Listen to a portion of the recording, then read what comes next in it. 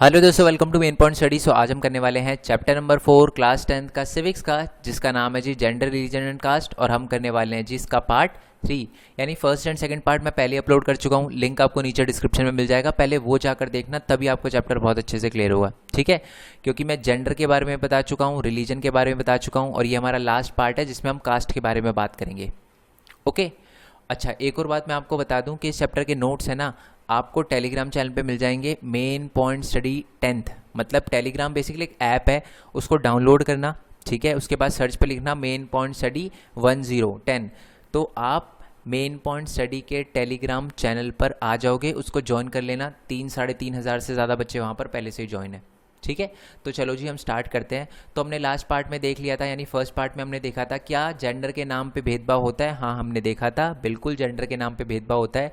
Women's के साथ कहीं ना कहीं डिस्क्रिमिनेशन होता है, उनको कम पे दिया जाता है, सैलरी वगैरह, वेजेस वगैरह कम वगैरह दी जाती है। क्या गवर्नमेंट ने इसमें कुछ किया है? हाँ, जैसे ही गवर्नमेंट का ध्यान, या मैं कहूँ पॉलिटिक्स का ध्यान इस जेंडर इशू पर गया ना, तो उन्होंने वुमेंस के अपलिफ्टमेंट के लिए बहुत सारी चीज़ें करी। उनको इक्वल रिप्रेजेंटेशन देने के लिए 1/3 जो सीट है वो रिज़र्व कर दी हमारे पंचायत राज में, और साथ में अर्बन जो म्यूनसिपैलिटीज़ हैं। ओके, तो ये सारी की सारी हुई, जेंडर से रिलेटेड जो इशू था उसको सॉल्व किया गया। अगर हम रिलीजन की बात करें तो हमने ये देखा था सेकंड पार्ट में कि क्या रिलीजन के नाम पे भेदभाव होता है। हमने देखा था हाँ, रिलीजियस माइनॉरिटी के नाम पे और धर्म के नाम पे भी वुमेंस के साथ बहुत ज़्यादा भेदभाव होता है, डिस्क्रिमिनेशन होता है, ठीक है। और एक तरह से लोगों को कम्युनल बनाया जाता है, लोगों में एक तरह से सुपीरियोरिटी की एक फीलिंग आने लगती है, वो अपने धर्म को बहुत ज़्यादा बड़ा समझने लगते हैं। क्या इसको टैकल करने के लिए हमारी इंडियन गवर्नमेंट ने कुछ किया? बिल्कुल। इंडियन गवर्नमेंट ने, जो हमारे कॉन्स्टिट्यूशन मेकर थे, उन्होंने बात ध्यान रखी कि जो कॉम्युनल माइंडसेट है ना वो गवर्नमेंट में ना पाए, इसलिए उन्होंने इंडियन कॉन्स्टिट्यूशन को सेकुलर बनाया, ठीक है। आज हम बात करेंगे कास्ट की। कास्ट यानी जाति, जात। तो क्या कास्ट को लेकर इंडिया के अंदर डिस्क्रिमिनेशन होता है? क्या जाति को लेकर इंडिया में डिस्क्रिमिनेशन होता है? अगर होता है तो क्या होता है? क्या जितना पहले होता था आज भी उतना ही डिस्क्रिमिनेशन होता है? और गवर्नमेंट इसको कम करने के लिए क्या कुछ कर रही है? अगर कर रही है तो क्या क्या कर रही है? और नेक्स्ट पॉइंट, क्या कास्ट का फ़ायदा पॉलिटिक्स में उठाया जाता है? देखो, ये चीज़ का तो फ़ायदा उठाती है, जात का भी उठाती है और धर्म का भी उठाती है। तो पॉलिटिकल लीडर कास्ट का भी फ़ायदा उठाते हैं, है ना। तो इसी के बारे में हम पढ़ेंगे। ओके, चलो जी। और मैं एक चीज़ पहले बता दूं, बहुत सारे बच्चे ना दो चीज़ में कंफ्यूज आते हैं, पॉलिटिक्स इन कास्ट एंड जी caste in politics. Don't worry दोस्त, बहुत इजी लैंग्वेज में आपको समझाऊंगा, बहुत अच्छे समझ जाओगे आप। बट पहले शुरू से शुरू करते हैं, ठीक है। सबसे पहले तो ना हमने देखो, जब जेंडर इन पॉलिटिक्स देखा, हमने देखा कि जब जेंडर इशू को पॉलिटिक्स के अंदर उठाया जाता है, ठीक है, तो लार्जली पॉजिटिव है, यानी इससे फ़ायदा होता है, वुमेन्स की अपलिफ्टमेंट होती है जब जेंडर इशू को पॉलिटिक्स में उठाया जाता है। ओके, और हमने ये देखा है कि जब जेंडर को, रिलीजन को, धर्म को पॉलिटिक्स में उठाया जाता है तो वो लार्जली नेगेटिव है। यानी जब पॉलिटिक्स में धर्म की बात की जाती है तो ज़्यादातर नुकसान ही होता है नॉर्मल लोगों का, दंगे होते हैं, कम्युनल माइंडसेट बनता है, राइट्स होते हैं, सारी की सारी चीज़ें होती है। बट जब हम कास्ट की बात करते हैं ना, कि कास्ट जो है वो पॉलिटिक्स में आती है तो क्या होता है, तो इसके दोनों इफेक्ट होते हैं। इसके पॉजिटिव भी होते हैं, यानी इस चीज़ के फ़ायदे भी देखे जाते हैं, ठीक है। यानी जिनको लोअर कास्ट समझा जाता है, याद रखना मैंने बोला समझा जाता है, लोअर कास्ट कुछ नहीं होता, सारे इक्वल हैं। बट जिनको लोअर कास्ट समझा जाता है उनका अपलिफ्टमेंट होता है, ठीक है। और इसके कुछ नुकसान भी है, जात के नाम पर भी बहुत ज़्यादा पॉलिटिक्स होती है, ठीक है। अब ये जो कास्ट सिस्टम है, ये कास्ट है, ये आई कहाँ से? ये आप पूरी दुनिया में घूमोगे ना आपको इतना नहीं मिलेगा, बट इंडिया के अंदर मिलता है। ये है क्या? बेसिकली है ना, पुराने टाइम में क्या होता था कि जो लोग हैं ना, उनका ऑक्यूपेशन जनरेशन टू जनरेशन चलता था, ठीक है। जैसे मेरे दादा, अगर मतलब जैसे उस टाइम में की बात करें, ठीक है, तो अगर उस टाइम कोई व्यापारी होता था तो उसका बेटा भी व्यापारी, फिर उसका बेटा भी व्यापारी, फिर उसका बेटा भी व्यापारी, काम ऐसे चलते जाता था। अगर कोई बंदा राजा है तो उसका बेटा भी राजा बनेगा, उसका पोता भी राजा बनेगा, तो ये सिस्टम चलता है। अगर कोई बंदा खेती करता है तो उसका बेटा भी खेती करेगा, ये भी खेती करेगा, ऐसे तो ऐसे ना काम चलते जाते हैं। अगर कोई नॉर्मल सिपाही है तो उसका बेटा भी सिपाही बनेगा, ठीक है, ऐसे ऐसे चलता जाता था, पुराने टाइम की बात कर रहा हूँ मैं, ठीक है। पर धीरे धीरे धीरे धीरे धीरे धीरे क्या हुआ कि लोगों ने इसको क्या किया, एक्सट्रीम लेवल पे ले गए, ठीक है। अब लोगों ने क्या बोलना स्टार्ट कर दिया कि ये अगर ये जैसे जो राजा वगैरह है उनका अलग जात है, उनकी राजा की अलग जात है, ठीक है। जो हमारे खेती वगैरह करते हैं उनकी अलग जात है। मैं समझाऊंगा मेरे कहने का मतलब क्या है। जो सिपाही वगैरह है उनको छोटा समझा गया, ये शूद्र है। आपने ये 4 वर्ड सुने होंगे, ब्राह्मण, क्षत्रिय और वैश्य और शूद्र। तो हमारी सोसाइटी को इन चारों भागों में बांट दिया ऑक्यूपेशन के बेसिस पर, ठीक है, ऑक्यूपेशन के, कि जी ये यही काम करता है तो ये शूद्र है, ठीक है, ये काम करता है जो कि ब्राह्मण है। तो ये तब तक ठीक था, बट कुछ लोगों ने ना इस चीज़ को लेकर फायदा उठाना स्टार्ट कर दिया और लोगों के साथ डिस्क्रिमिनेशन करना स्टार्ट कर दिया, ठीक है। उन्होंने लोगों को उनके काम के हिसाब से जज करना स्टार्ट कर दिया कि जी ये तो शूद्र है, ये तो साफ सफाई करते हैं, ये गलत है, ऐसे करने लग गए, ठीक है। और बाद में क्या किया जाने लगा कि सेम जो जात है, जैसे कास्ट है, ब्राह्मण की शादी ब्राह्मण में होगी, क्षत्रिय की शादी क्षत्रिय में होगी, ठीक है, वैश्य की शादी वैश्य में होगी, और साथ में शूद्र की शादी शूद्रों में होगी। तो ये कॉन्सेप्ट आ गया, ठीक है। और इससे दिक्कत बढ़ गई क्योंकि इससे इंटरकास्ट मैरिज जो है, देखो मैं आपको एक बात बताता हूँ, ठीक है। आप है ना अपने फैमिली से पूछना, अभी पता चल जाएगा कि आपकी फैमिली में कितनी कास्ट इक्वालिटी है और कितनी कास्ट इक्वालिटी नहीं है। मान लो आप कोई भी हो, ठीक है, आप अपनी फैमिली से बोलना कि क्या हम दूसरी जात की किसी बच्चे से शादी कर सकते हैं, मतलब अगर मैं बड़ा हो जाऊँ, चाहे आप लड़का हो लड़की हो, अगर मैं बड़ा हो जाऊँ तो क्या मैं किसी दूसरे जात की लड़की से शादी कर सकता हूँ या इस लड़के से शादी कर सकता हूँ? तो आप देखना कि आपके पेरेंट्स क्या जवाब देते हैं, ठीक है। क्योंकि आज भी हमारे कहीं ना कहीं ना माइंडसेट में, दिमाग में घुसाया गया है कि जी कास्ट सिस्टम होता है और शादी नहीं कर सकते, सिमिलर ऑक्यूपेशन जो होगा उनकी सेम कास्ट होगी, ठीक है। और ये भी बोला जाता है कि सेम कास्ट के लोग खाना भी साथ में नहीं खा सकते। अब पुराने ज़माने में आपने बहुत सारी ऐसी चीज़ें सुनी होगी कि क्या होता था पुराने ज़माने, इतनी भी पुराने ज़माने में नहीं, मतलब कुछ टाइम पहले, अगर हम 1947 से पहले बात करें, तो जो शूद्र है ना उनके साथ डिस्क्रिमिनेशन किया जाता था, उनको अलग बर्तन में खाना दिया जाता था, उनका कोई झूठा पानी, मतलब झूठा पानी तो चलो अलग बात होगी, उनके साथ कोई पानी वगैरह भी नहीं शेयर किया जाता था।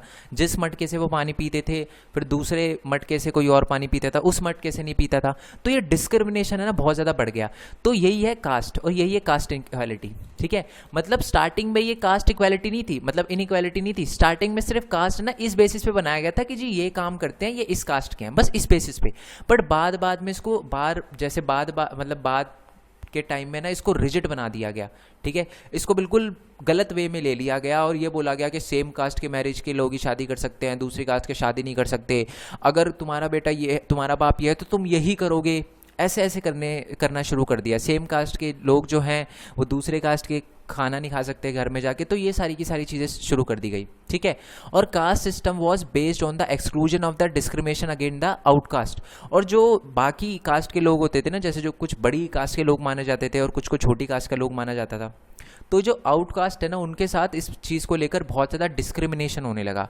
और एक अनटचेबिलिटी की प्रथा जो है वो इंडिया में बहुत दुख के साथ बोलना पड़ रहा है, बट ये शुरू हो गई। अनटचेबिलिटी का मतलब छुआछूत, कि तूने मेरे खाने को हाथ कैसे लगा दिया। आज भी मैं न्यूज़ सुनता हूँ यार, बड़ा बुरा लगता है कि गांव में ये सुनने के लिए मिलता है। देखो अर्बन एरियाज़ में मैं रहता हूँ, मैंने तो ऐसा कभी देखा नहीं है, बट मैंने न्यूज़ वगैरह देखी है जिसमें मैंने ये देखा कि गांव में ऐसा होता है कि अगर कोई बड़ी कास्ट का बंदा है, ठीक है, अगर कोई छोटी कास्ट का बंदा पानी ले अगर उस किसी के वेल से यानी कुएं वगैरह से, तो उसको बहुत मारा जाता है। ये सारी की सारी चीज़ें करी जाती है कास्ट के बेसिस पर। तो ये अनटचेबिलिटी है, ठीक है। तो ये स्टार्ट हो गई थी कि तूने हाथ कैसे लगा दिया मेरे खाने को, हम नहीं खा सकते, हम इस जात के हैं, इस जात के हैं। तो ये दिक्कत हो गई। तो इसी के लिए क्या, इसको रोकने के लिए कुछ लोगों ने आगे आए, कुछ लोगों ने क्या इसको कम करने की कोशिश करी, बंद करने की कोशिश करी। बिल्कुल ज्योतिबा भाई फूले, गांधी जी, बी आर अम्बेडकर जी, नाम सुना होगा बी आर अम्बेडकर का, तो बिल्कुल सुना होगा। मैंने उनकी बायोग्राफी पढ़ी, मेरे को पता चला यार इनके साथ बचपन में बहुत बहुत ज़्यादा डिस्क्रिमिनेशन हुआ। पेरियार रामास्वामी नायकर, तो ये सारे के सारे लोग हैं जिनको लगता था कि ना सोसाइटी जो होती है वो उसमें इनइक्वालिटी नहीं होनी चाहिए, सब कास्ट के लोग होने चाहिए और सब इक्वल होने चाहिए, कोई ऊपर या कोई नीचे नहीं होना चाहिए, इनका कहना था ये। ओके, जो कि एक अच्छी बात है, सही बात है। और अगर आप पुराने टाइम की बात देखो ना, तो पुराने टाइम में 1947 या उससे पहले के टाइम में देखो और आज के टाइम में देखो, तो सिनेरियो बहुत ज़्यादा चेंज हो चुका है। जैसे जैसे इकोनॉमिक डेवलपमेंट हुआ है ना, जैसे जैसे लोगों को रोजगार मिला है, जैसे जैसे अर्बनाइजेशन आया है। अर्बनाइजेशन का मतलब है कि जैसे जैसे लोग गांव से निकलकर शहरों में जाने लगे हैं तो उनकी माइंडसेट भी चेंज होने लगा है। जैसे जैसे लोग पढ़ने लगे हैं तब भी उनका माइंडसेट चेंज होने लगा कि यार ये चीज़ गलत है, ऐसा नहीं होना चाहिए। लोगों को एडुकेशन मिली है, ऑक्यूपेशनल मोबिलिटी आई है। अच्छा, ऑक्यूपेशनल मोबिलिटी का मतलब क्या होता है? ऑक्यूपेशनल मोबिलिटी का मतलब होता है shift from one job to another, ठीक है। मतलब मान लो आपके पिताजी खेती करते थे बट आप इंजीनियरिंग कर रहे हो या कुछ और काम कर रहे हो, ठीक है। तो ये क्या है, ऑक्यूपेशनल मोबिलिटी की आने की वजह से भी ये जो चीज़ें हैं ना, ये जो लैडर बनाया गया था, कास्ट हायरार्की का लैडर बनाया गया था। कास्ट हायरार्की का मतलब क्या होता है कि एक तरह से एक लैडर जैसा ही होता है, ठीक है, जिसमें ना सबसे ऊपर ऊपर रखा जाता है सबसे बड़ी कास्ट को, और फिर ऐसे नीचे नीचे सबसे लोएस्ट नीचे कास्ट तक ले जाया जाता है। तो ये धीरे धीरे खत्म होने लग गया। ऐसा नहीं है कि आज इंडिया में बिल्कुल नहीं है, बट बहुत कम हो चुका है। पुराने ज़माने के टाइम में जो होता था आज नहीं होता, ठीक है। और ऑब्वियस सी बात है कि हमारे कॉन्स्टिट्यूशन ने भी देखा है कि यार ये चीज़ बहुत गलत है, लोगों के साथ डिस्क्रिमिनेशन नहीं होना चाहिए on the basis of caste. तो इसीलिए the constitution of India prohibited any caste based discrimination and laid the foundation of the policies to reserve the injustice of the caste system। तो इसलिए हमारे जो कॉन्स्टिट्यूशन मेकर थे उन्होंने बोला कि जो कास्ट के बेसिस पे जो डिस्क्रिमिनेशन हो रहा है ना जात पात के नाम पर, वो गलत है, वो नहीं होना चाहिए किसी भी तरीके से, ठीक है। और जो भी लोग ऐसा कर रहे हैं उनको सख्त से सख्त सज़ा सुनाई जाती है, मतलब उनके लिए इनसे रिलेटेड लॉ वगैरह बनाए गए हैं। और साथ ही में ये बोला गया है कि जिनके साथ भी इनजस्टिस हुआ उनको थोड़ा रिजर्वेशन वगैरह दिया जाएगा। अब रिजर्वेशन का मतलब क्या, ये वर्ड आपने सुना होगा। रिजर्वेशन का मतलब होता है कि जॉब में रिजर्वेशन के इन कास्ट के लोगों के साथ बुरा हुआ है। तो एक तरह से कुछ लोग समझते हैं कि डिस्क्रिमिनेशन है, कि इन कास्ट को ऊपर करा जा रहा है या इन कास्ट को हमको छोड़ दिया जा रहा है ना। जिनको SC ST कहा जाता है उनको आगे बढ़ाया जा रहा है, उनको जॉब में प्रेफरेंस दी जा रही है। एक्चुअल में आप ये देखो ना तो ये थोड़ा सा इंपॉर्टेंट भी है, ठीक है। अब मैं ऐसा क्यों कह रहा हूँ, कुछ लोग मेरे से एग्री नहीं करेंगे, बट मैं ऐसा क्यों बोल रहा हूँ मैं बताता हूँ। देखो, एक टाइम पे ना इनके साथ बहुत ज़्यादा डिस्क्रिमिनेशन हुआ था, ठीक है, और कहीं ना कहीं इसी वजह से ये इकोनॉमिकली थोड़ा सा वीक रह गए। तो इसलिए इकोनॉमिकली इनको अपलिफ्ट करने के लिए जॉब में प्रेफरेंस वगैरह दी जाती है, ठीक है। चलो जी, अब आई होप ये आपको समझ आ गया हो कि ये जो कास्ट है, ये कास्ट इन पॉलिटिक्स पॉजिटिव भी है नेगेटिव भी है। कास्ट इन इक्वालिटी कहाँ से आई मैंने आपको बता दिया। पहले 4 वर्ण होते थे, फिर उसके बाद रिजिट होते गए ये लोग, इसको बिल्कुल ज़्यादा ही कट्टरता से फॉलो करने लगे, ठीक है, इसको नेगेटिव ले गए बिल्कुल ही। और फिर धीरे धीरे उन्होंने ये कह दिया कि सेम कास्ट के लोग शादी नहीं कर सकते, सेम कास्ट के खाना नहीं खा सकते एक साथ, ये सारी की सारी चीज़ें कर दी। और फिर अनटचेबिलिटी का कॉन्सेप्ट भी लेकर आ गए, ठीक है। बट फिर कुछ लोगों ने इसको अपोज किया, और धीरे धीरे जैसे जैसे इकोनॉमिक डेवलपमेंट आया, लिटरेसी आई, एडुकेशन, ऑक्यूपेशनल मोबिलिटी, तो जो लेडर बनाया गया ना वो वीक होता गया, और फिर हमारे कॉन्स्टिट्यूशन में भी इस चीज़ को बंद कर दिया गया, ठीक है। अब हम नेक्स्ट टॉपिक करने वाले हैं, that is caste in politics. Caste in politics का क्या मतलब है? इसका मतलब ये है, क्या लोगों की जात का फ़ायदा उठाते हैं पॉलिटिशियन? कास्ट का फ़ायदा क्या पॉलिटिक्स में उठाया जाता है? यही पढ़ेंगे हम इस टॉपिक में। आप बताओ पहले तो यस और नो, क्या कास्ट का फ़ायदा उठाया जाता है पॉलिटिक्स में? आपको लगता है? इसका आंसर आप मेरे को ज़रूर कमेंट बॉक्स में बताना, ठीक है। तो इस टॉपिक में हम यही देखने वाले हैं। देखो कंफ्यूज मत होना, ये वाला टॉपिक अलग है, पॉलिटिक्स इन कास्ट अलग है। फर्स्ट वर्ड देखो, ठीक है, ऊपर वाले में फर्स्ट वर्ड क्या है? ऊपर वाले में जो फर्स्ट वर्ड है वो है जी कास्ट, ठीक है। तो हम इसमें ये पढ़ने वाले हैं कि कास्ट इन पॉलिटिक्स, क्या कास्ट पॉलिटिक्स में एक रोल निभाती है, ठीक है। क्या पॉलिटिशियन कास्ट का यूज़ करते हैं? The answer is yes, politician caste का यूज़ करते हैं। कैसे फ़ायदा उठाते हैं वो कास्ट का? ये देखो, इन 4 तरीके से फ़ायदा उठाते हैं, जिसके बारे में हम पढ़ने वाले हैं, 3 तरीकों का, ठीक है। पहली बात तो, when parties choose candidate in election they keep in mind caste composition of the electorates and nominate candidate from the different caste so as to get necessary support to win the election. अब इसका मतलब क्या है? जो politician होते हैं ना वो बहुत इंटेलिजेंट होते हैं। वो क्या करते हैं, इलेक्शन को जीतने के लिए कास्ट का कैसे फ़ायदा उठाते हैं? मान लो एक एरिया है, जैसे मैंने एक एग्जांपल दे रखा है, जैसे एक एरिया है, ठीक है, उस एरिया में मेजॉरिटी लोग जो है यादव कम्युनिटी के हैं, ठीक है, यादव कम्युनिटी के हैं। तो हमारे पॉलिटिशियन क्या करते हैं, इस चीज़ का फ़ायदा उठाते हैं और वो कहते हैं जी इस एरिया में तो यादव कम्युनिटी ज़्यादा रहती है, तो वो क्या करते हैं, इलेक्शन में अपनी पार्टी से किसी यादव को ही नॉमिनेट करते हैं, ठीक है, यादव को ही नॉमिनेट करते हैं। ऑब्वियस सी बात है, लोगों का सेंटिमेंट जुड़ा होता है कि यार ये हमारी जात का है तो हम इसको वोट देंगे। तो इस तरीके से जो पॉलिटिकल लीडर है वो क्या करते हैं, एक एरिया की कंपोजिशन को देखते हैं कि जी कास्ट कंपोजिशन क्या है, किस कास्ट के ज़्यादा रहते हैं इस इलेक्टोरेट्स यानी वो एरिया में, कॉन्स्टिट्यूएंसी में, उस एरिया के अंदर किस कास्ट के लोग ज़्यादा रहते हैं, और उसी हिसाब से वो अपना कैंडिडेट चुनते हैं। तो इस तरीके से वो जीतने की कोशिश करते हैं इलेक्शन को। तो ये एक तरीका है जिससे पॉलिटिशियन जो है फ़ायदा उठाते हैं कास्ट का। सेकंड तरीका क्या है जिससे पॉलिटिशियन फ़ायदा उठाते हैं? The political party and candidates in election make appeal to the caste sentiment to mustered support. Some political parties and known to favour some caste are seen as their representative. अब इसका मतलब क्या है, देखो जैसे कि राजस्थान में पृथ्वीराज चौहान जी का नाम बहुत लिया जाता है, ठीक है। जो पॉलिटिशियन होते हैं ना, वो क्या करते हैं, कास्ट सेंटीमेंट को लेकर अपील करते हैं कि जी मैं महाराणा प्रताप जी का वंशज हूँ, फैमिली से हूँ, आप मेरे को वोट दो, ठीक है, या मैं इनका वंशज हूँ। मतलब एक सेंटीमेंट है, क्योंकि आपको पता है बहुत बड़े हीरो थे, मतलब बहुत बड़े हीरो थे महाराणा प्रताप, कोई शक नहीं है इसमें। बट कुछ लोग क्या करते हैं, इसको पॉलिटिक्स के में उठाते हैं और इसका फ़ायदा उठाते हैं, ठीक है, समझ रहे हो आप। तो जैसे कि मान लो, जैसे राजस्थान में राजपूत कम्युनिटी बहुत ज़्यादा रहती है, ठीक है। तो अब क्या करते हैं, जो पॉलिटिकल पार्टी वाले होते हैं वो होते हैं इंटेलिजेंट। तो वो क्या करते हैं, पहली बात तो फर्स्ट पॉइंट में हमने देख लिया कि वो राजपूत को ही इलेक्ट करेंगे, कि जी राजपूत को ही नॉमिनेट करेंगे कि आप राजपूत हो, आप इस एरिया से खड़े हो, ठीक है। और साथ ही में वो क्या करेंगे, इनको एक बहुत ही बड़ी फिगर से जोड़ने की कोशिश करेंगे, एक कास्ट सेंटीमेंट जगाने की कोशिश करेंगे कि देखो महाराणा प्रताप जी के वंशज है ये। तो ये सारी की सारी चीज़ें करी जाती है। तो इस तरीके से भी जो हमारे पॉलिटिकल लीडर होते हैं वो क्या करते हैं, कास्ट का फ़ायदा उठाते हैं, ठीक है, और लोगों में कास्ट सेंटीमेंट जगाकर एक तरह से अपील करने की कोशिश करते हैं कि हमको वोट दो। वो ये दिखाने की कोशिश करते हैं कि हम आपकी कास्ट के रिप्रेजेंटेटिव हैं, ठीक है, हम राजपूत को रिप्रेजेंट करते हैं, हम इनको रिप्रेजेंट करते हैं, हम इनको रिप्रेजेंट करते हैं, हम रेगर को रिप्रेजेंट करते हैं, हम इनको तो ये सारी की सारी चीज़ें करी जाती है, ठीक है। चलो जी, तीसरा पॉइंट है कि universal adult franchise and the principle of one person one vote has compelled the political leaders to raise the caste based issue during the election. They do so to mobilize and secure the political support. It also brought new consciousness among the people of caste that were हिरितो यानी अभी तक treated as inferior लो। इसका क्या मतलब है, मैं आपको समझाता हूँ। अब देखो, आपको पता है कि यूनिवर्सल एडल्ट फ्रेंचाइजी ऐसा तो नहीं है कि किसी पर्टिकुलर कास्ट को ही वोट देने का राइट है। इंडिया में सबको वोट देने का राइट है 18+ को, ठीक है। अब पॉलिटिकल लीडर्स को पता है कि यार हमको ऐसे थोड़ा ना कि किसी, ऑब्वियस सी बात है, मान लो एक एरिया में यादव कम्युनिटी के लोग ज़्यादा रहते हैं, तो ऑब्वियस सी बात है कि ज़्यादा रहते हैं, बट इसका मतलब ये तो नहीं है कि बाकी लोगों को छोड़ दिया जाए, ठीक है। तो इसके लिए जो पॉलिटिकल पार्टी होती है ना, वो क्या करती है, थोड़ा दिमाग लगाती है। वो क्या करती है, कास्ट बेस्ड इशू को उस टाइम पॉलिटिक्स में लेकर आती है। वो बोलती है कि ना, जो भी बंदा है जिनके साथ भी डिस्क्रिमिनेशन हुआ है, हम उनको इंसाफ दिलाएंगे, हम किसी के साथ डिस्क्रिमिनेशन नहीं होने देंगे।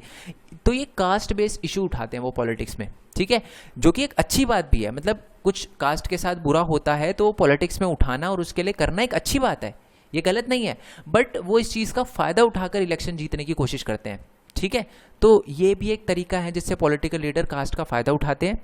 और जिन कास्ट को वो अभी तक छोटा समझते हैं, ठीक है, हितरटो का मतलब मैंने अभी बताया कि जिन कास्ट को अभी तक इन्फीरियर और लो समझते थे ना, वो उन्हीं कास्ट का फ़ायदा उठाकर क्या कहते हैं कि जी इनके लिए हम करेंगे, और कास्ट बेस्ड इशू उठाते हैं कि जी इनके साथ जो भेदभाव हो रहा है उनको रोकने की कोशिश करेंगे, जबकि वो पहले खुद ही ऐसा कर रहे थे, उनके साथ डिस्क्रिमिनेशन कर रहे थे।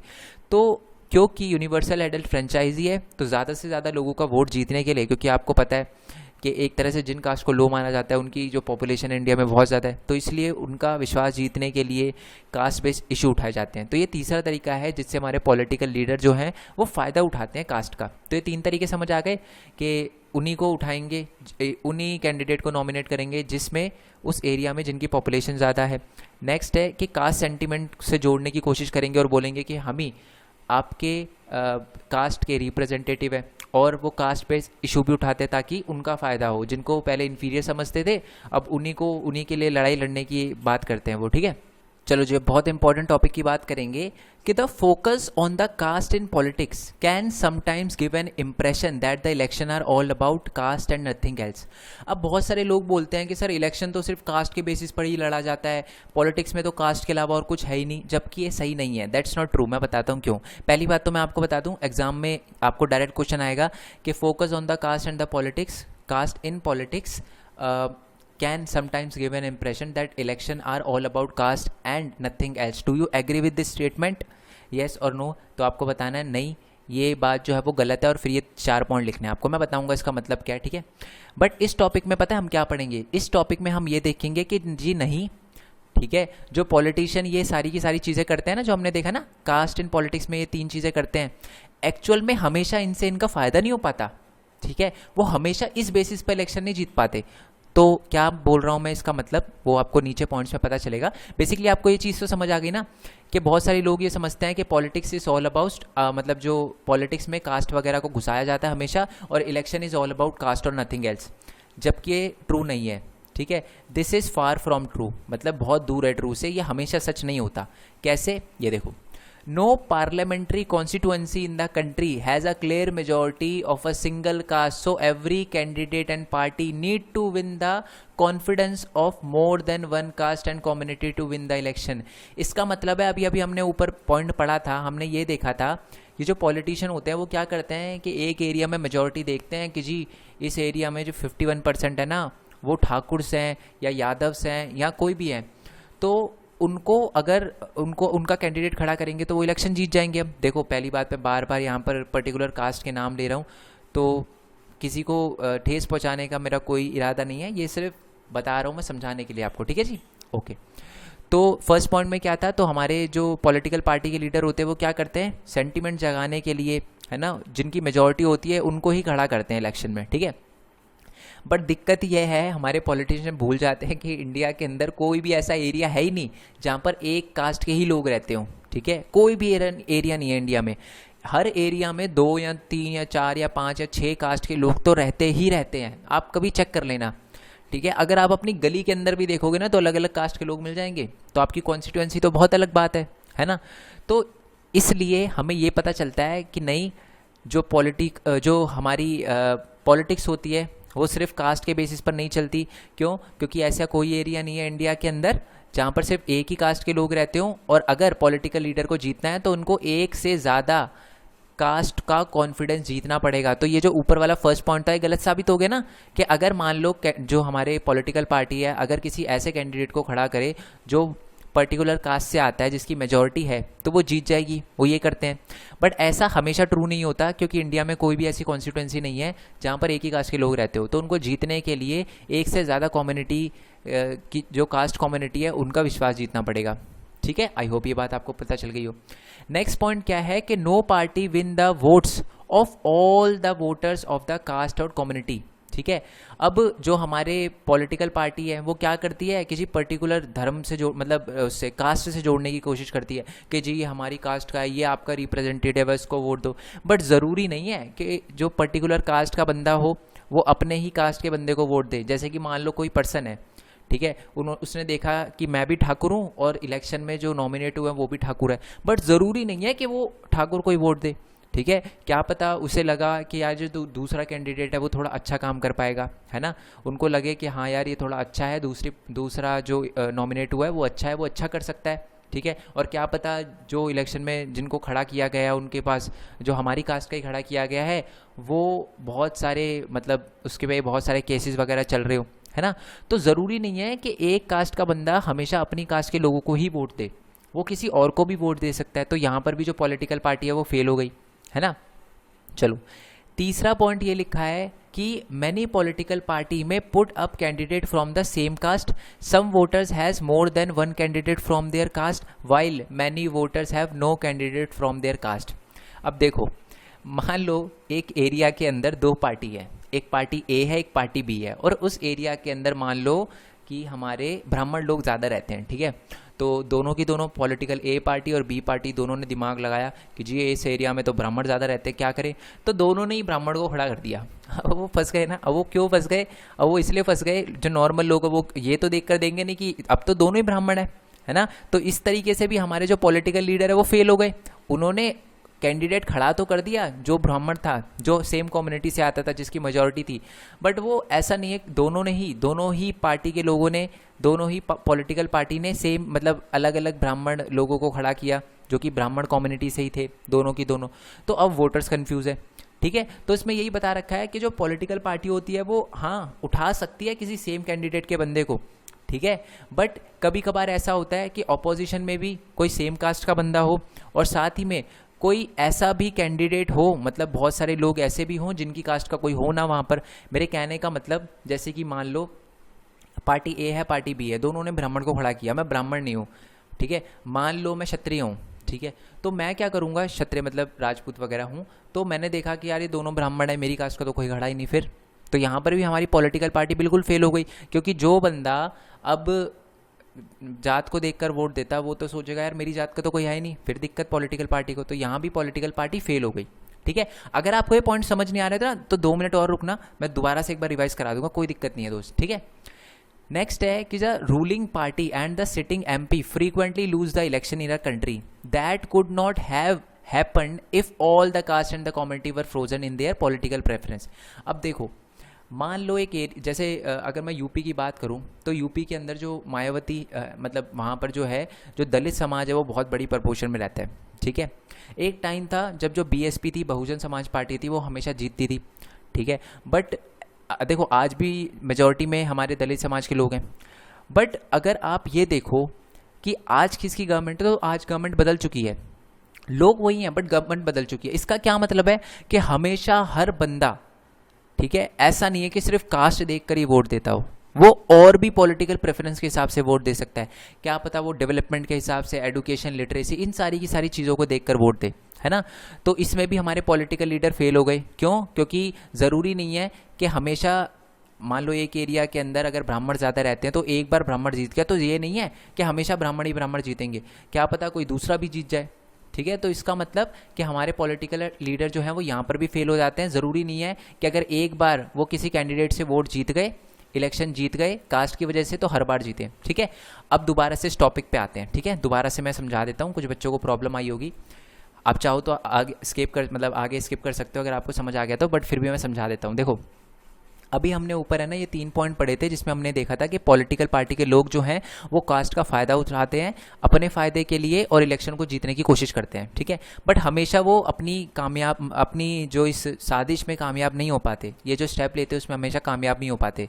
क्यों नहीं हो पाते कामयाब? क्योंकि ऐसी कोई भी कॉन्स्टिट्यूएंसी नहीं है जिसमें एक ही कास्ट के लोग रहते हो। ठीक है, तो मान लो उन्होंने किसी ऐसे बंदे को उठा दिया जो कि मेजॉरिटी में हो, बट ज़रूरी नहीं है कि वो जीत पाए, क्योंकि बाकी कम्युनिटी के लोग, बाकी कास्ट की कम्युनिटी के लोग उसको वोट ना दे, तो यहाँ पर भी पॉलिटिकल पार्टी फेल हो गई। और नेक्स्ट पॉइंट है कि बहुत सारी जो no party win the votes of all the voters, और ज़रूरी नहीं है कि अगर कोई बंदा सेम कास्ट से खड़ा हुआ है तो सारे जो उस कास्ट के लोग हैं उसी को वोट दे। कुछ लोग होते हैं जो पॉलिटिकल पार्टी के कट्टर होते हैं कि जी अगर मैं कांग्रेस से हूँ तो चाहे कांग्रेस किसी को भी खड़ा करे मैं उसी को वोट दूंगा, मैं बीजेपी से हूँ तो बीजेपी चाहे किसी को भी खड़ा करे मैं बीजेपी को दूंगा, तो यहाँ पर भी पॉलिटिकल पार्टी फेल हो जाती है। ठीक है, तीसरा पॉइंट तो ये था कि जो हमारे पॉलिटिकल पार्टी के लोग होते हैं ना, वो क्या करते हैं, कैंडिडेट को नॉमिनेट तो कर देते हैं सेम कास्ट से, बट क्या पता जो ऑपोजिशन में है वो भी सेम कास्ट के बंदे को खड़ा कर दे, और क्या पता जो नॉर्मल लोग हो वो देखे यार मेरी कास्ट का तो बंदा ही नहीं खड़ा, तो वहाँ पर भी हमारी पॉलिटिकल पार्टी फेल हो जाती है। ठीक है, कास्ट के नाम पर इलेक्शन को जीतने में। और लास्ट पॉइंट ये है कि पॉलिटिकल पार्टी जात के नाम पर एक बार तो इलेक्शन जीत सकती है, ठीक है, बट वो हमेशा नहीं जीत पाती। आपने देखा होगा कि इंडिया में भी बहुत सारी पॉलिटिकल पार्टी ऐसी है जो एक बार जीत जाती है जात के नाम पे, बट आगे चलकर वो नहीं जीत सकती। हम ऑब्वियसली बात है, हमने इंडिया में बहुत बार देखा है कि हमेशा पॉलिटिकल पार्टीज जो है वो उनकी गवर्नमेंट चेंज होती रहती है, कभी आज इसकी गवर्नमेंट, कभी बीजेपी की, कभी कांग्रेस की, कभी आम आदमी, तो ऐसे गवर्नमेंट जो है वो चेंज होती रहती है। ठीक है, इससे हमें क्या पता चलता है, सारे के सारे लोग जात के नाम पर वोट नहीं देते। ओके, आई होप ये बात आपको क्लियर हो गई हो। ओके जी, तो हमें समझ आ गया कि पॉलिटिकल लीडर कास्ट का कैसे फ़ायदा उठाते हैं और वो कैसे फेल हो जाते हैं। ओके, अब हम पढ़ेंगे कि politics in caste, last topic है और बहुत इंपॉर्टेंट और बहुत इजी टॉपिक है, पॉलिटिक्स इन कास्ट। अब जो पॉलिटिकल लीडर होते हैं ना, वो अपने तरीके से भी कास्ट को चेंज करने की कोशिश करते हैं। ठीक है, ऊपर हमने क्या पढ़ा था, ऊपर हमने ये देखा था कि पॉलिटिकल लीडर कैसे कास्ट का फ़ायदा उठाकर इलेक्शन जीतने की कोशिश करते हैं। ठीक है, और इस वाले पार्ट में हम ये देखेंगे कि कैसे पॉलिटिकल लीडर कास्ट में पॉलिटिक्स खेलने की कोशिश करते हैं, कास्ट के अंदर अपने, मतलब कास्ट के अंदर कुछ चेंज करने की कोशिश करते हैं, कास्ट को बड़ा करने की कोशिश करते हैं, या अपने अकॉर्डिंग कास्ट को बदलने की कोशिश करते हैं। अब मेरे कहने का मतलब क्या है, कुछ लोग सोच रहे होंगे सर कास्ट को कैसे बदला जा सकता है, बट पॉलिटिकल लीडर करते हैं। मैं समझाता हूँ कैसे। देखो, politics also influence the caste system, मतलब जो पॉलिटिक्स है वो कास्ट सिस्टम को भी बदल देती है। कैसे? And the caste identities by bringing them into a political arena. तो यही बात है जो मैंने आपको बोली कि बहुत सारे लीडर क्या करते हैं कि अपने इन्फ्लुएंस से वो कास्ट को भी चेंज कर देते हैं, कास्ट सिस्टम को भी चेंज कर देते हैं। कैसे करते हैं वो मैं बताता हूँ। ठीक है, पहले तो thus it is not politics that caste ridden, अब ये लाइन है ना आपको एग्जाम में ज़रूर लिख कर आनी है, देखो इसीलिए हम कहते हैं कि it is not politics that caste driven, ठीक है। पॉलिटिक्स कास्ट के बेसिस पे नहीं चलती, कास्ट को पॉलिटिसाइज किया जाता है, मतलब कास्ट को अपने तरीके से मैनिपुलेट किया जाता है। क्या मतलब समझ आया दोबारा से यही लाइन कि जो it is not politics that caste return, मतलब पॉलिटिक्स कास्ट के हिसाब से नहीं चलती, कास्ट को लोग क्या करते हैं, पॉलिटिकल लीडर पॉलिटिसाइज करते हैं, कास्ट को अपने फायदे के लिए यूज़ करते हैं। ओके, अब क्या कह रहा हूँ मैं, तो ये 3 पॉइंट लिखे हुए हैं, समझ जाओगे इससे। पहली बात तो ये है कि each caste group try to become bigger by incorporating with the neighbouring caste और sub caste which were earlier excluded from it, ठीक है। बहुत सारी, जैसे कि जो पॉलिटिकल लीडर होते हैं बड़े दिमागदार होते हैं, वो ये देखते हैं कि यार ये जो है ये इस टाइप का ब्राह्मण है, ये इस टाइप का ब्राह्मण है, यानी दोनों की अलग अलग जात है, अलग अलग टाइप, ब्राह्मण भी बहुत अलग अलग टाइप के होते हैं, तो ये देखिए कि ये अलग टाइप के ब्राह्मण है, ये अलग टाइप के ब्राह्मण है। बट जो हमारे पॉलिटिकल लीडर होते हैं, जीतने के लिए वो क्या करते हैं, उनको पता है कि यार अगर जीतना है ना तो अपने कास्ट को थोड़ा बड़ा करना पड़ेगा, तो वो सीधा ब्राह्मण को यूज़ करते हैं, और वो दोनों की दोनों कास्ट को, अलग अलग कास्ट को नहीं देखते कि इस टाइप के ब्राह्मण इस टाइप के ब्राह्मण की बात नहीं करते, वो सब कास्ट को मिला देते हैं कि जी ब्राह्मणों में कुछ अलग अलग नहीं होता, सारे एक ही टाइप के ब्राह्मण है, तो वो उस सब कास्ट को मिला देते हैं जो एक टाइम पे एक्सक्लूडेड था। मेरे कहने का मतलब समझ आया ना। देखो नॉर्मली अगर देखा जाए तो ब्राह्मण अलग अलग टाइप के होते हैं, बट पॉलिटिकल लीडर्स ने क्या किया, अपना फ़ायदा उठाने के लिए, इलेक्शन को जीतने के लिए उन्होंने क्या किया, कास्ट सिस्टम को मैनिपुलेट करने की कोशिश करी, और उन्होंने बोला कि जी नहीं, कोई सब कास्ट नहीं होता, सारे के सारे ब्राह्मण एक ही है। जो पहले अलग अलग थे अब उनको एक बना लिया उन्होंने। तो पहला ये है, पहला तरीका है जिससे हमारे पॉलिटिकल लीडर क्या करते हैं, कास्ट सिस्टम को इन्फ्लुएंस करते हैं, ठीक है। चलो जी, नेक्स्ट पॉइंट है कि various caste group are required to enter into a coalition with the other caste और the community and thus enter into the dialogue and negotiation. अब इसका मतलब क्या है, ये बड़ा मज़ेदार है। देखो बहुत सारे जो पॉलिटिकल लीडर्स होते हैं वो क्या करते हैं कि किसी दूसरी कास्ट के बंदे को अपने साथ मिला लेते हैं, उनकी कास्ट को अपने साथ मिला लेते हैं ताकि वो इलेक्शन जीत पाए। जैसे कि मैं आपको बताता हूँ कि एक टाइम पे जो बीएसपी थी, अब देखो बुरा नहीं मानना, फैक्ट बता रहा हूँ आपको, जो बीएसपी थी उन्होंने इलेक्शन जीतने के लिए क्या किया, उन्होंने देखा कि यार इस एरिया में मुस्लिम भी ज़्यादा रहते हैं, दलित भी ज़्यादा रहते हैं, चलो दलित के तो वोट मिल जाएंगे, बट मुस्लिम का वोट अगर गेन करना है तो क्या करना पड़ेगा, तो उन्होंने मुस्लिम माइनॉरिटी के मुस्लिम लोगों के भी बहुत सारे लीडर्स को अपने साथ मिला लिया ताकि उनका इलेक्शन वगैरह वो जीत सके, ठीक है, समझ गए। तो इसका मतलब है कि वेरियस कास्ट के जो ग्रुप के लोग होते हैं ना वो आपस में मिल जाते हैं, कोलिजन बना लेते हैं, ठीक है। तो पॉलिटिकल लीडर ने क्या किया, पहले जो अलग अलग थे, ठीक है, ऑब्वियसली बात है, दलित जो थे वो मुस्लिम से अलग थे, तो उनको मिला दिया, उनकी कास्ट को मिला दिया, ठीक है, जय भीम का नारा देकर मिला दिया ताकि वो इलेक्शन जीत पाए, ठीक है। अब इसमें सही है गलत है मैं इसमें कुछ नहीं बोलना चाहूँगा, बट ऐसा किया है, और ऐसा हर पॉलिटिकल पार्टी करती है। मैंने सिर्फ एक का एग्जाम्पल दिया है क्योंकि अभी मेरे को यही याद है, बट करती हर पॉलिटिकल पार्टी है, ठीक है। ओके जी, तो इससे भी पॉलिटिकल पार्टी इन्फ्लुएंस ही कर रही है। देखो पहले जो अलग अलग थे, दो कम्युनिटी अलग अलग थी, उनको मिला दिया ना पॉलिटिकल पार्टीज ने। चलो जी, नेक्स्ट पॉइंट है कि the new kind of caste group have come up in the political arena like backward and forward caste group. अब देखो अब है ना पॉलिटिकल लीडर और ज़्यादा समझदार हो गए, उनको पता है यार कि अगर हम सिर्फ ब्राह्मण वर्ड यूज़ करेंगे, क्षत्रिय, शूद्र, दलित ऐसे यूज़ करेंगे ना तो हम नहीं जीत पाएंगे, ठीक है, क्योंकि चार अलग अलग है। तो उन्होंने क्या किया, सीधा बैकवर्ड और फॉरवर्ड वर्ड का यूज़ किया। बैकवर्ड में सारे के सारे आ जाते हैं जिनके साथ बुरा हुआ, और फॉरवर्ड में वो सारे के सारे जिनके साथ अच्छा हुआ। तो अब है ना उन्होंने अपना वोट बैंक बढ़ा दिया। तो पहले जो अलग अलग कास्ट हुआ करती थी, मतलब जो बैकवर्ड में भी जिनको बैकवर्ड माना जाता है, बैकवर्ड होता कोई नहीं है दोस्त, बैकवर्ड जिनको माना जाता है उन सारे के सारे जो अलग अलग कास्ट के थे ना बैकवर्ड के अंदर, जिनको बैकवर्ड माना जाता था, उनमें जो जो अलग अलग कास्ट थी अब सारे के सारे एक ग्रुप में उन्होंने कन्वर्ट कर दिया अपने पॉलिटिकल, एक तरह से आप कह सकते हो अपने पॉलिटिकल ग्रुप को बढ़ाने के लिए, है ना, समझ गए ना आप। तो ये 3 तरीके हैं जिससे हमारे जो पॉलिटिशियन है वो क्या करते हैं, कास्ट सिस्टम को चेंज करने की कोशिश करते हैं। कैसे, अपने सब कास्ट को मिला देते हैं, जिनको वो पहले एक्सक्लूड करते थे, ब्राह्मण भी अलग अलग टाइप के होते थे, तो उनको पहले एक्सक्लूड किया, अब इलेक्शन जीतने के लिए उन सबको मिला दिया, ठीक है। ऐसे ही सब में होता है, ऐसे ही मुस्लिम में भी होता है। मुस्लिम में भी इलेक्शन जीतने के लिए बहुत सारे पॉलिटिकल लीडर क्या करते हैं, अलग अलग, जैसे मुस्लिम में भी बहुत सारे अलग अलग सेक्ट होते हैं, शिया है, सुन्नी है, और भी बहुत सारे होते हैं। मैंने सुना 72 होते हैं, मेरे को कंफर्म नहीं है, ठीक है। अगर मैं कुछ गलत बोल रहा हूँ तो आप मेरे को करेक्ट करना। तो वो भी सबको मिला देते हैं एक साथ, जो पहले अलग अलग थे, ठीक है, ये अब उनको मिला देते हैं। तो ऐसा ही सब में होता है। तो ऐसे ही पॉलिटिकल लीडर फ़ायदा उठाते हैं। नेक्स्ट, पॉलिटिकल लीडर कैसे फ़ायदा उठाते हैं, वो क्या करते हैं कि दूसरी कास्ट जो पहले बिल्कुल अलग थी उनको अपने साथ मिला के इलेक्शन जीतते हैं, ताकि वोट बैंक थोड़ा बड़ा कर सके। वोट बैंक का मतलब आपको पता है ना, वोट देने वाले लोगों को की जो पॉपुलेशन है उनको इंक्रीज कर सके, तो वोट बैंक बढ़ा सके। और नेक्स्ट जो है, अपना वोट बैंक और ज़्यादा बड़ा करने के लिए उन्होंने सीधा इंडिया को दो भाग में डिवाइड कर दिया, बैकवर्ड और अपवर्ड। बैकवर्ड यानी जिनके साथ बुरा हुआ है, अपवर्ड जिनके साथ सही हुआ है, जिनके साथ ज़्यादा बुरा नहीं हुआ। तो ऐसे करके उन्होंने बांट दिया। अब है ना, इस चीज़ के कुछ नेगेटिव इफेक्ट भी होते हैं और कुछ पॉजिटिव इफेक्ट भी होते हैं, ठीक है। मतलब कास्ट का यूज़ किया जाता है ना जब पॉलिटिक्स में, तो उसके कुछ फ़ायदे भी होते हैं। फ़ायदे क्या होते हैं, disadvantage group and communities get political attention, ठीक है। अब बार बार पॉलिटिशियन जब इलेक्शन जीतने के लिए बैकवर्ड, जिनको बैकवर्ड माना जाता है उन कम्युनिटी के लिए बात करता है कि जी इनके साथ बुरा हुआ, ऐसे डिस्क्रिमिनेशन नहीं होना चाहिए, ये सारी की सारी चीज़ें नहीं होनी चाहिए। बेशक वो कुछ करे ना, बट है ना, धीरे धीरे लोगों को समझ आता है कि डिस्क्रिमिनेशन गलत है। तो एक तरह से ये अच्छी चीज़ है ना, कि कम से कम उनकी बातें तो सामने आती है, पॉलिटिकल अटेंशन तो मिलता है ना। और अलग अलग जो इंस्टीट्यूशन होते हैं वो भी समझते हैं यार इनके साथ कुछ करना चाहिए, अच्छा करना चाहिए उनके लिए, ठीक है। नेक्स्ट पॉइंट ये है कि जो दलित्स हैं, ओबीसी कास्ट हैं, get access to the decision making, और उनको भी कहीं ना कहीं डिसीजन मेकिंग में पार्ट लेने के लिए आगे किया जाता है। जैसे मान लो किसी एरिया में दलित रहता है, तो पॉलिटिकल पार्टी ने क्या किया, जीतने के लिए दलित कैंडिडेट को नॉमिनेट किया। क्यों? ताकि वो इलेक्शन जीत पाए। अब इलेक्शन जीतने के लिए उन्होंने दलित बंदे को नॉमिनेट कर दिया। अब उससे क्या है, वो दलित बंदा डिसीजन मेकिंग में इन्वॉल्व हो गया, अब वो डिसीजन ले पा रहा है। तो ये एक पॉजिटिव इफेक्ट है ना, कि जिनको बैकवर्ड समझा जाता था अब वो भी डिसीजन मेकिंग में पार्ट ले रहे हैं, ओके। बट इससे कुछ नेगेटिव इफेक्ट भी होते हैं। इससे हमारी सोसाइटी डिवाइड होती है। डिवाइड कैसे, मेरे कहने का मतलब, जब बार बार कास्ट का नाम लेकर पॉलिटिक्स में जीतने की कोशिश की जाती है ना, तो वो कभी कभार क्या करते हैं, एक कास्ट को बड़ा दिखाते हैं, एक कास्ट को छोटा दिखाते हैं, है ना।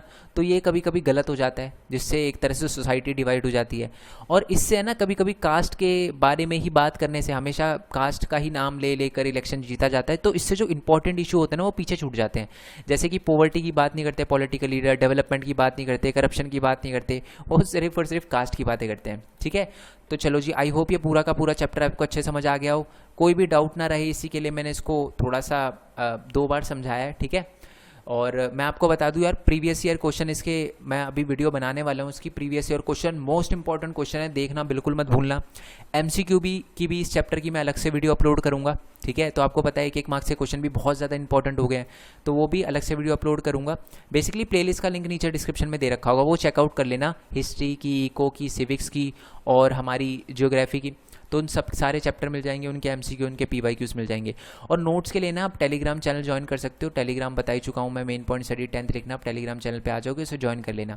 और साथ ही में हमारे अलग अलग चैनल है, आप चाहो तो उनको सब्सक्राइब कर लेना। मेन पॉइंट टेक के बारे में थोड़ा बता देता हूँ, वहाँ पर है ना मैं अपनी अर्निंग से रिलेटेड एक स्टूडेंट कैसे अर्न कर सकता है उसके बारे में बताता हूँ।